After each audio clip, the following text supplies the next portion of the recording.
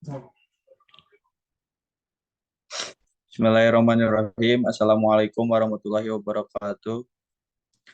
Hamdan wa syukronillah ma ba'du.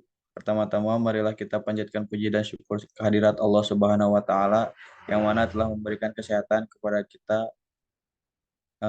Shalawat serta salam tak lupa kita curahkan kepada Habibana wa Nabiyana Muhammad Sallallahu Alaihi Wasallam.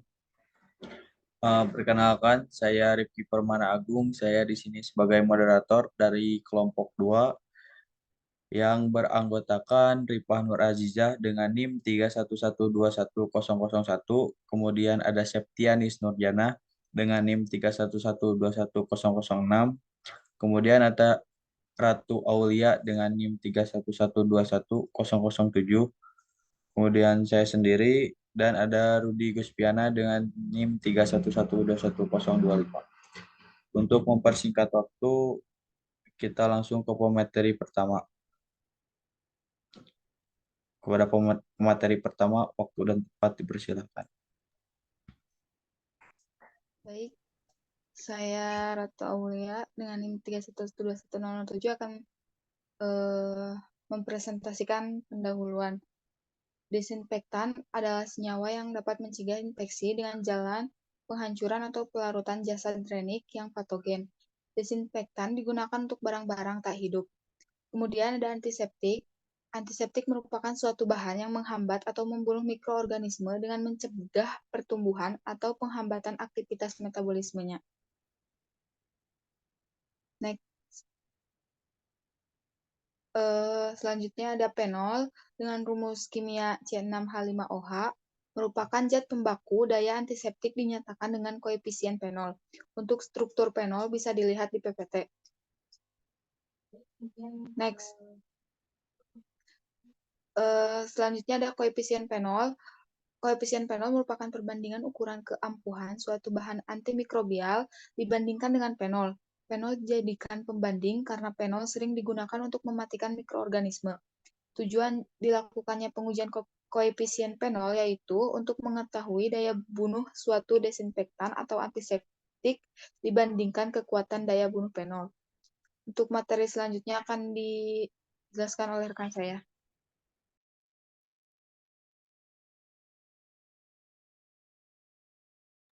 Nah, untuk selanjutnya itu ada tujuan. Tujuannya yaitu untuk mengetahui efektivitas suatu produk antiseptik dan disinfektan. Next, ada alat bahan. Alatnya itu ada tabung reaksi, rak tabung, kawat OC, pipet ukur, stopwatch, Tortek, micropipet, shaker inkubator, air autoclave, magnetic stirrer. Next. Nah, untuk bahannya ada Aquades, virus, Cereus, Pseudomonas aeruginosa, antiseptik dan disinfektan. Lanjut.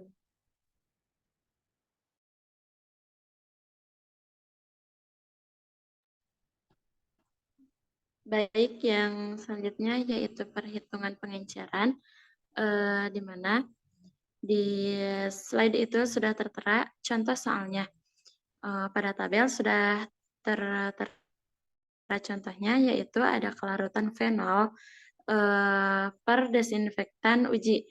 Di sini ada 1/20 dilambangkan dengan A, 1/30 dilambangkan dengan B, 1/40 dilambangkan dengan C, 1/50 dilambangkan dengan D, 1/60 dilambangkan dengan E, dan 1/70 dilambangkan dengan F. Dengan volume totalnya yaitu 5 mili. Nah, rumus pengencerannya yaitu kita menggunakan rumus V1 dikali N1 sama dengan V2 dikali N2. Di mana V1-nya itu adalah volume yang akan dicarinya, pengenceran yang akan dicarinya, dan N1-nya itu adalah perbandingan kelarutan fenol dengan desinfektan uji. Nah, sedangkan yang V2-nya itu adalah volume yang volume total. Nah, yang telah diketahui. Nah, sedangkan yang N2-nya itu adalah 1/20 pada contoh soal yang sudah tertera. Nah, dihasilkanlah hasil sebagaimana yang tertera pada slide. Nah, dalam sampel yang selanjutnya juga dapat dihitung seperti pada contoh nomor 1 dan nomor 2. Hanya saja yang dirubahnya itu adalah angka. Baik, selanjutnya. Baik, untuk prosedur uji koefisien Penol ini bisa dilihat ya di bagian kerja. Untuk penjelasannya, yang pertama, dibuat larutan disinfektan dengan konsentrasi 1/20 dengan cara dipipet sebanyak 1 mili disinfektan. Kemudian, dimasukkan ke dalam tabung reaksi dan ditambahkan Aquades 19 mili. Yang kedua, dibuat pengenceran desinfektan dengan konsentrasi 1/20, 1/30, 1/40, 1/50, 1/60, 1/70. Yang ketiga, 36 tabung reaksi kecil disiapkan pada rak tabung dan diberi tanda. Yang keempat, kepada setiap tabung yang berisi disinfektan ditambahkan 0,2 mili larutan bakteri dengan selang waktu antara tabung A ke tabung berikutnya 30 detik. Yang kelima, lalu diambil 1 ounce dari tabung A, tanamkan ke tabung 1A dan tabung B ke tabung 1B dan seterusnya. Waktu kontak 2,5 menit. Yang keenam, lalu diambil lagi 1 ounce dari tabung A ke tabung 2A, dari tabung B ke tabung 2B 30 detik kemudian, begitu seterusnya. Yang ketujuh, begitu seterusnya sampai tabung ke-6.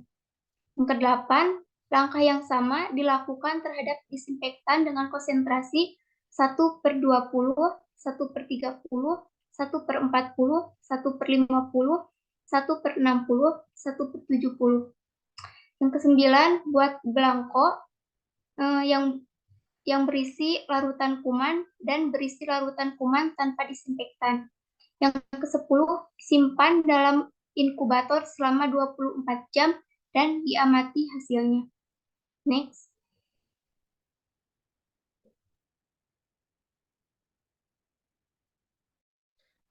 Baik, yang selanjutnya yaitu adalah perhitungan koefisien fenol.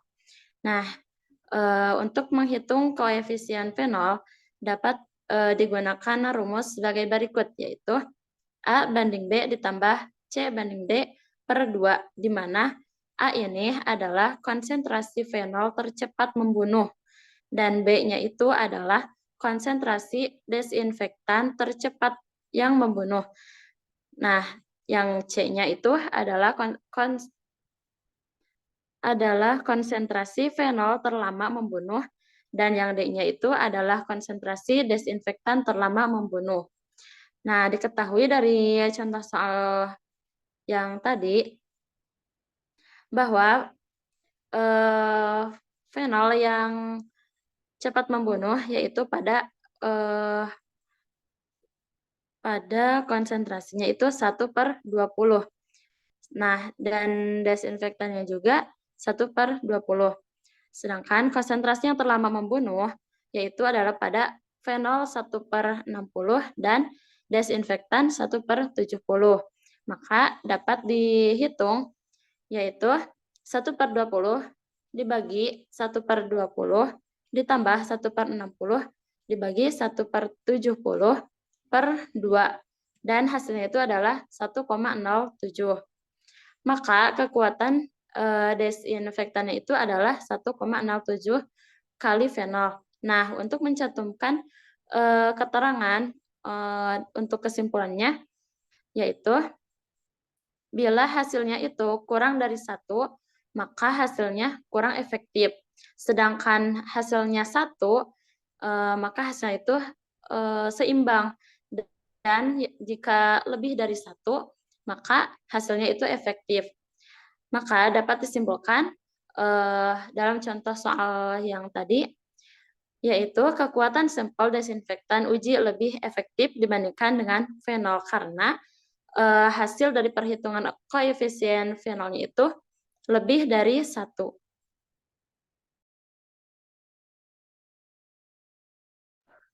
Baik, terima kasih kepada pemateri yang sudah menjelaskan materinya. Mungkin sekian dari kelompok kami untuk penjelasan tentang koefisien fenol. Mohon maaf bila ada kesalahan. Wabillahi taufiq wal hidayah. Wassalamualaikum warahmatullahi wabarakatuh.